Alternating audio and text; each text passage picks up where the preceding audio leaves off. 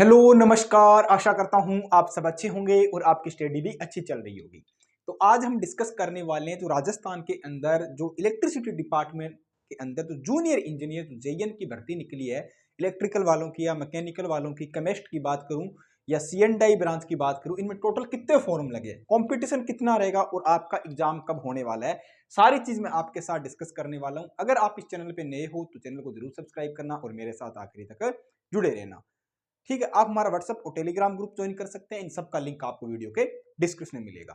तो previous year को भी अपन डिस्कस करेंगे, पहले कितनी पोस्टें थी, एग्जाम कब हुआ था और अब की बार एग्जाम कब होने की पूरी पूरी संभावना है। तो चलते हैं, डिस्कशन स्टार्ट करते हैं।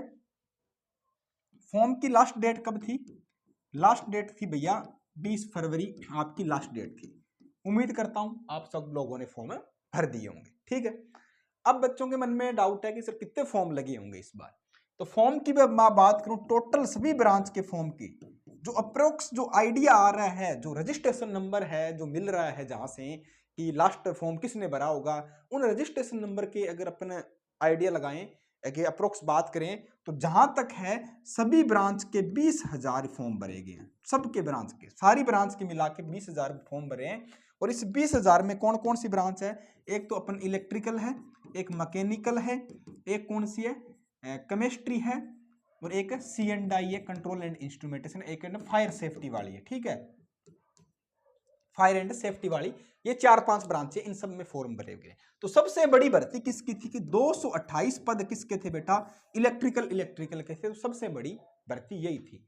पिछले बार के कंपैरिजन करें तो बहुत कम भर्ती थी पिछली बार इलेक्ट्रिकल के। अगर टोटल सब जेईएन की बात करें, सारे जूनियर इंजीनियर की बात करें, तो पिछली बार क्या है लगभग 1100 पोस्टें थी और इलेक्ट्रिकल की करीब करीब 700-800 पोस्टें थी। ठीक है, तो अच्छी खासी पोस्टें थी। बट अब की बार क्या बहुत कम है, उनकी 3 गुना ही पोस्टें आपको यहाँ पे देखने को मिल रही है। लगभग 250-250 पोस्टें भी पूरी नहीं है। तो अब की बार मात्र 20,000 के आसपास फॉर्म भरे हैं। उसमें वो कैंडिडेट भी है जिन्होंने रजिस्ट्रेशन कर दिया। ठीक है, 19,000 हो सकते हैं, 20 हो सकते हैं, 21 हो सकते हैं। एक रफली आइडिया है कि 20,000 के आसपास ये फॉर्म है। ठीक है, उसमें क्या है कि कुछ लोगों ने रजिस्ट्रेशन कर दिया और कुछ सोच रहे होंगे कि फीस बाद में कर देंगे या नहीं करेंगे, रजिस्ट्रेशन कर देते हैं। तो इस तरह के भी बहुत सारे लोग हैं। तो अपन 20,000 फॉर्म मान के चलते हैं। अब इलेक्ट्रिकल ब्रांच के कितने फॉर्म है? अगर मैं इलेक्ट्रिकल की बात करूं, अगर इलेक्ट्रिकल ब्रांच के अंदर कितने फॉर्म है तो लगभग 16,000 के आसपास इलेक्ट्रिकल में फॉर्म है। और जो अदर ब्रांच है, सारी ब्रांचें मिला के, जिसमें केमिस्ट्री है या फायर सेफ्टी है और जो सी एंड आई है, उनमें 4,000 के आसपास फॉर्म है। अब इलेक्ट्रिकल के अंदर मैं बात करूं तो 228 पोस्टें हैं। तो पर सीट कंपटीशन की बात करें, पर सीट कंपटीशन कितना हो रहा है आप देख लो। पर सीट कितना कंपटीशन हो रहा है? ये हो रहा है लगभग 70 के आसपास हो रहा है। ठीक है, 70 के आसपास हो रहा है पर सीट कंपटीशन। अब उसमें एब्सेंट भी बहुत सारे लोग रहेंगे, सारे पेपर देने कभी नहीं रहते, 100% अटेंडेंस कभी भी नहीं रहती। आपने कर्मचारी चयन बोर्ड के अंदर देख लिया होगा, कहीं 23% अटेंडेंस आ रही है, कहीं 45% अटेंडेंस आ रही है, कोई 50% आ रही है, कोई 43% अटेंडेंस आ रही है, कहीं 51% अटेंडेंस आ रही है।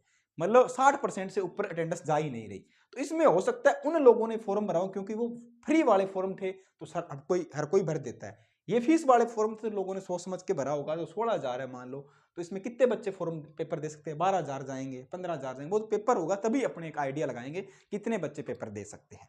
ठीक है, बाकी आपको पता ही है कि इसमें पार्ट 2 होंगे। पार्ट ए होगा एक आपका, जिसमें आपका 120 नंबर का होगा, और जो पार्ट बी होगा जो आपका 80 नंबर का होगा। ठीक है, मतलब पार्ट ए का आपका 60% वेटेज रहेगा और पार्ट बी का क्या आपका 40% वेटेज रहेगा। ये एग्जाम का पैटर्न तो आपको पता ही होगा ना, अगर नहीं है तो थोड़ा नोटिफिकेशन ध्यान से देख लेना। बाकी अपन एक मैं वीडियो आपके लिए और बनाऊंगा जो प्रीवियस ईयर कट ऑफ क्या रही थी और अब की बार थोड़ा कट ऑफ में क्या रह सकता है और एग्जाम किस तरह का आ सकता है, वो चीज भी अपन डिस्कस कर लेंगे। जब एग्जाम होगा तो उसके बाद करेंगे।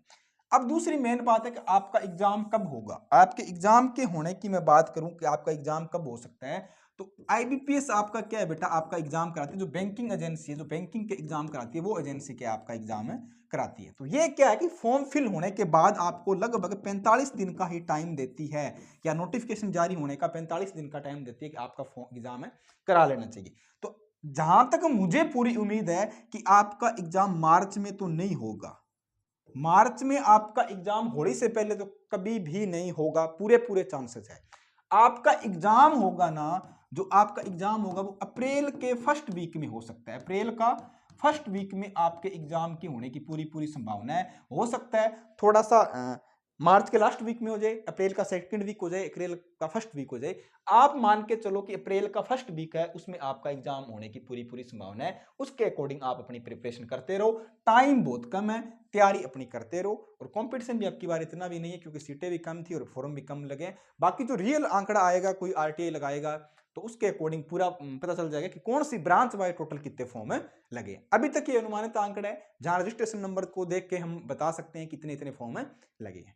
तो इस भर्ती संबंधी जो भी अपडेट होगी, या एएलपी की भर्ती होगी, रेलवे की भर्ती होगी, जैसे जूनियर इंजीनियर की होगी, सेंट्रल गवर्नमेंट की भर्तियां होगी, राजस्थान कर्मचारी चयन बोर्ड की भर्तियां होगी, कोई भी आपको अपडेट होगी टाइम टू टाइम आपको इस चैनल पे मिलती रहेगी। चैनल को जरूर सब्सक्राइब करें और हमारे साथ जुड़े रहें। तो मिलते हैं नेक्स्ट वीडियो में नेक्स्ट अपडेट के साथ। जय हिंद, धन्यवाद।